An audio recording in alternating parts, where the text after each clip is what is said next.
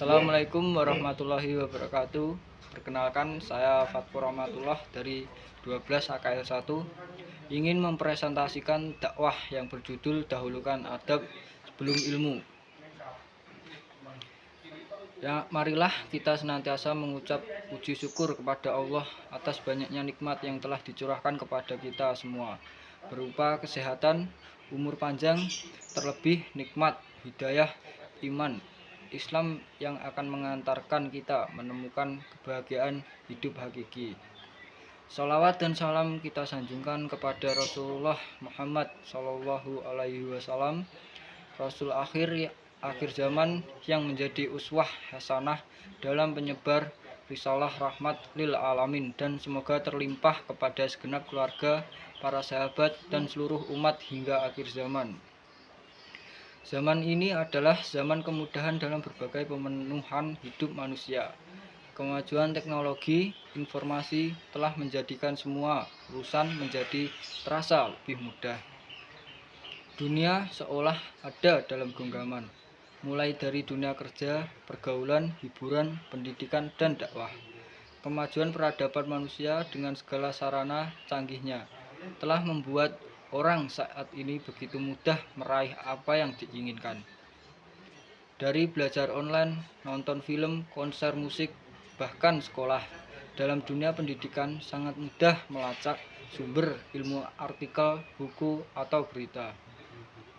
Hanya saja ada satu celah yang masih menjadi sisi keprihatinan kita semua, yaitu bagaimana menguatkan dan mengingatkan aspek moral, etika, atau akhlak. Sebab kita masih banyak menjumpai adanya fenomena yang ironis dan menyedihkan di tengah masyarakat, padahal katanya sudah maju, terdidik, atau berperadaban.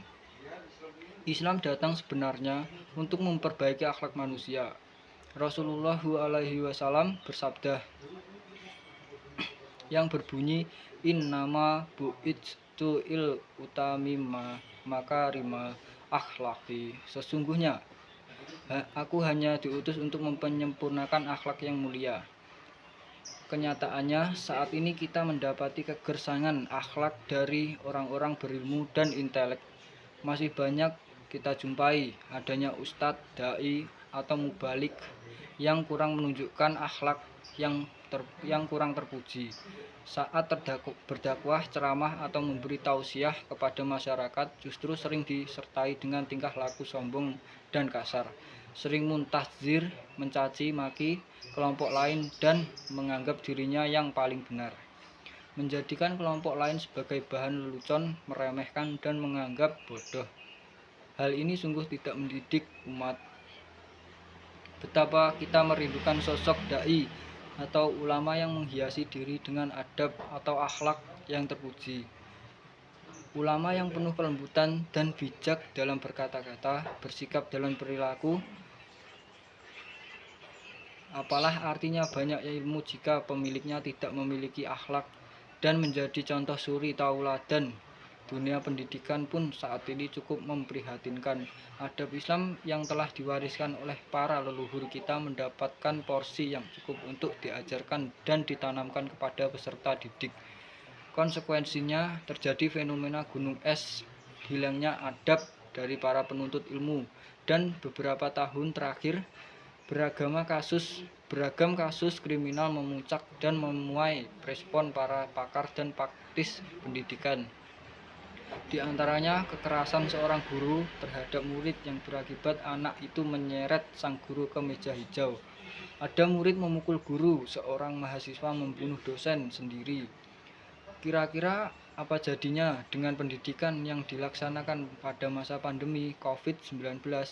Bagaimana akhlak para siswa sementara mereka tidak langsung bertemu, dibimbing, dan memperoleh keteladanan dari guru secara langsung?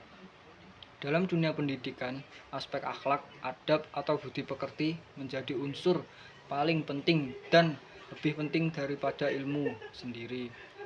Sehingga berlaku kaidah hukum yang diaspekkan para ulama, yaitu adab sebelum ilmu.